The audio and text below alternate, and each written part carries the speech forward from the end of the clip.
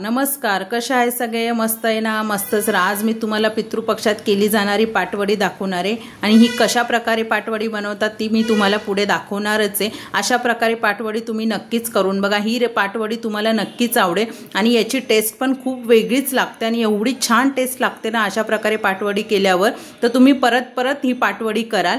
तर व्हिडिओ आवडल्यास लाईक करा, शेअर करा, सबस्क्राइब करा। धन्यवाद।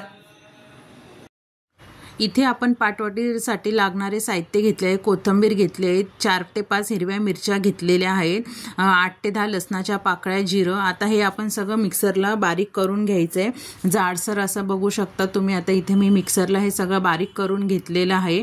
अजिबात लसूण वगैरे त्याचे तुकडे दिसत नाही, अशा प्रकारे सगळं हे बारीक करून घ्यायचं आहे। आता मी इथे कढई गरम करायला ठेवलेली आहे। कढई चांगली गरम झाली की त्यामध्ये आपण तेल टाकून घेऊया। तेल चांगलं गरम होऊ द्यायचं आहे। तुम्हाला पाहिजे तेवढं तुम्ही तेल टाकू शकतात, पण तेल थोडंसं जास्तच पाहिजे। बघा, तेल आपण आता इथे टाकून घेतले। तेल आपलं आता व्यवस्थित गरम होत आलेलं आहे।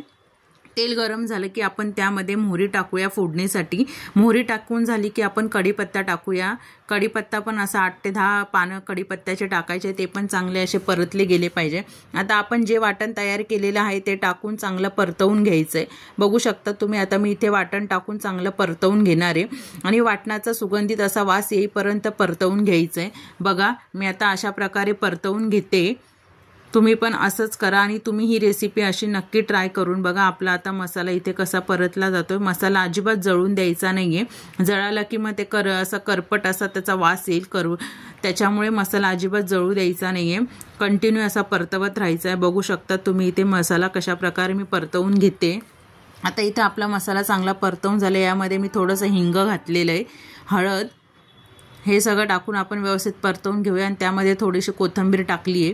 कोथिंबीर टाकून पण परतवून घेऊया आणि तुम्हाला जेवढं पाणी टाकायचं तेवढं तुम्ही टाकू शकता। बघा, आता मी इथे कोथिंबीर वगैरे सगळं व्यवस्थित परतवून घेते। बघा, अशा प्रकारे सगळं हे व्यवस्थित परतवून घ्यायचं आहे। हे चांगलं परतवून घेतलं पाहिजे। इथे मी आता 1 ग्लास पाणी घेतलेलं आहे। 1 ग्लास पाणी घ्यायचं आहे आणि त्याच्यामध्ये चवीनुसार मीठ टाकायचं आहे, कमी जास्त चवीनुसार। बघा, इथे मी मीठ टाकून घेतलेलं आहे। आता पाण्याला चांगली उकळी फुटू द्यायची आहे। पाणी आपलं बघा व्यवस्थित आता असं छानपैकी असं गरम होतं आहे। बघा, मीठ टाकून मी असं व्यवस्थित हलवून घेतलं आहे, म्हणजे मीठ सगळं मिक्स होईल त्यामध्ये। बघा, पाण्याला आता इथे आपण चांगलं हळूहळू उकळी फुटेपर्यंत पाणी चांगलं उकळवून घ्यायचं आहे। बघा, इथे आता आपलं पाणी चांगलं उकळलेलं आहे। पाणी उकळलं की त्यामध्ये आपण बेसन पीठ घालून पीठ चांगलं असं घेरून घ्यायचं आहे। त्याच्या अजिबात गठुळ्या राहिल्या नाही पाहिजे। बघा, मी आता याच्यामध्ये जेवढं पीठ बसेल तेवढं पीठ टाकायचं आहे। बघा, मी आता हे पीठ टाकून चांगलं असं घेरून घेते। असं घेरून जर पाटवडी केली ना तर एकदम चविष्ट लागते, खूप छान लागते। तुम्ही अशी रेसिपी नक्की ट्राय करून बघा। बघा, मी कसं आता व्यवस्थित घेरून घेते। याच्यामध्ये अजून पिठाची गरज आहे। बघा, व्यवस्थित असं घेरून घेतलं। जेवढं पीठ बसेल तेवढं पीठ टाकायचं आहे। आता याच्या पुढे आता पीठ टाकण्याची गरज नाही, एवढ्या पिठातच आपलं व्यवस्थित होणार आहे आणि हे अजिबात हाताला चिटकत नाही। अशी पाटवडी केली की चिकट बिलकुल होत नाही। बघा, मी कसं घेरून घेते आणि एकदम जोरात घेरायचं आहे का, म्हणजे त्याच्यामधल्या गठुळे अजिबात राहिल्या नाही पाहिजे। जर त्या गाठी राहिल्या ना का एवढी चव नाही लागणार आणि कच्चं कच्चं लागेल। बघा, मी आता कशा प्रकारे घेरून घेतलेलं आहे ते पीठ, सगळे चारी बाजूंनी व्यवस्थित घेरून घेतलं आहे पीठ। बघा, आणि मी लाटण्याने घेरून घेते। तुमच्याकडे जे असेल त्याच्याने तुम्ही घेरून घेतलं तरी चालेल। लाटण्याने घेरलं तर कसं व्यवस्थित घेरलं जातं। बघा, पीठ अजिबात आपल्या हाताला चिटकत नाही आहे। आणि हे घेरून झाल्यावर 5 ते 10 मिनटं वाफेवर ठेवायचं आहे, मंद गॅसवर। गॅस फास्ट नाही करायचा। गॅस जर फास्ट केला तर खालून जळेल, त्याच्यामुळे गॅसची फ्लेम लोच ठेवायची आहे। बघा, 5 ते 10 मिनटं आपण वाफेवर होऊ देणार आहे। वाफेवर असं चांगलं झालं की मग ते व्यवस्थित होतं। बघा, आपलं आता इथे पीठ व्यवस्थित तयार झालेलं आहे। आता मी एका पिशवीला चांगलं आतून तेल लावून घेतलं आहे। चांगलं स्वच्छ पिशवी घ्यायची करून त्याला आतून तेल लावायचं आणि ते पीठ त्याच्यामध्ये टाकायचं आहे। पीठ त्याच्यामध्ये टाकून गरम गरम चांगलं मळून घ्यायचं आहे व्यवस्थित। बघा, मी गरम गरमच आता इथे मळून घेते पीठ। बघा, अशा प्रकारे मी गरम गरम पीठ मळून घेते। खूप चटके बसतात, त्याच्यामुळे थोडंसं हाताला तेल किंवा थंड पाणी लावा। बघा, मी आता इथे पीठ कसं व्यवस्थित मळून घेतलं आहे सगळं। बघा, पीठ इथे आपलं चांगलं व्यवस्थित मळून झालेलं आहे। आता ते आपण एका त्या पिशवीतनं काढून परातीला तेल लावून घेणार आहे। परातीला तेल लावून घ्यायचं आहे म्हणजे खाली चिटकणार नाही. बघा पूर्ण परातीला मी तेल लावून घेते.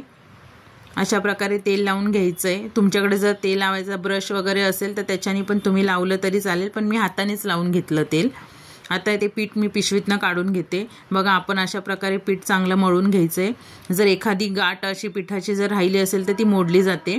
बघा आणि गरम गरमच थापून घ्यायचं आहे. खूप चटके लागतात, त्याच्यामुळे हाताला थंड पाणी किंवा तेल लावा आणि असं गरम गरमच थापायची असते ती वडी. याच्यावर तुम्ही लाटणं पण फिरवू शकतात, लाटण्याने पण लाटून घेऊ शकतात म्हणजे जास्त चटका बसणार नाही आणि प्लेन अशी होईल. पण नाही, मी हातानेच थापते वडी. बघा अशी पाटवडी आपली करायची आहे. अशी पाटवडी तुम्ही जर करून बघितली ना तर तुम्हाला खूप आवडेल, त्यामुळे अशी नक्कीच ट्राय करून बघा. आता आपली इथे पाटवडी थापून झालेली आहे. बघा मी अशा प्रकारे थापून घेतलेली आहे पाटवडी. कोणाकोणाकडे थापी वडी पण बोलतात, आमच्याकडे पाटवडी बोलतात. त्याच्यावर रस्सा खूप छान लागतो. आता याच्यावर मी सुकं खोबरं आहे ते टाकून घेतलेलं आहे, किसून घेतलं आहे सुकं खोबरं. बघा आता याच्यावर मी कोथिंबीर टाकेल. कोथिंबीर पण आपली व्यवस्थित त्याच्यावर पेरून घ्यायची आहे. बघा कोथिंबीर पण मी टाकली. तुम्हाला जर नसेल टाकायची तर तुम्ही नका टाकू. आणि कोथिंबीर खोबरं टाकून झालं असं वरतून प्रेस करायचं आहे म्हणजे कोथिंबीर त्याला लागेल कापताना इकडे तिकडे होणार नाही. आणि थंड झालं की आपण त्याच्या पाटवड्या करून घेणार आहे कापून. बघा आता इथे मी सुरीने कापून घेते पाटवडी. बघू शकतात तुम्ही मी सुरीने कशा प्रकारे कापून घेते. तुम्हाला जशा प्रकारे कापता येईल तशा प्रकारे कापा तुम्ही. तुमच्यानुसार तुम्हाला जसा आवडेल आकार तसा तुम्ही करून घ्या. पण पाटवडीचा आकार असा त्रिकोणीच असतो, त्याच्यामुळे त्रिकोणीच कापा. बघा मी आता इथे त्रिकोणीच कापून घेते.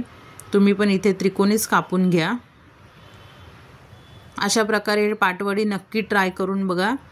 जर तुम्हाला ही पाटवडी आवडली असल्यास लाईक करा, शेअर करा, कमेंट करा आणि छान छान कमेंट करा आणि सपोर्ट पण करा, सबस्क्राईब पण करा. बघा अशा प्रकारे मी आता इथे कापून घेतलेल्या आहेत पाटवड्या. बघा आपली पाटवडी किती मस्त झालेली आहे, छान अशी एकदम लवचिक आणि एकदम सॉफ्ट झाली, खाली बिलकुल चिटकलेली नाही आहे. बघा अशा प्रकारे केली मी. आता ह्या सगळ्या पाटवड्या आपण एका डिशमध्ये काढून घेऊ. बघा अजिबात कुठेच चिटकलेली नाही आहे पाटवडी. बघा अशा प्रकारे तुम्ही पण नक्की ट्राय करून बघा, ही पाटवडी तुम्हाला पण आवडेल. आता ह्या सगळ्या मी अशा प्रकारे काढून घेते पाटवड्या. ही रेसिपी नक्कीच ट्राय करून बघा. रेसिपी आवडल्यास नक्कीच लाईक करा, शेअर करा, सबस्क्राईब करा. धन्यवाद.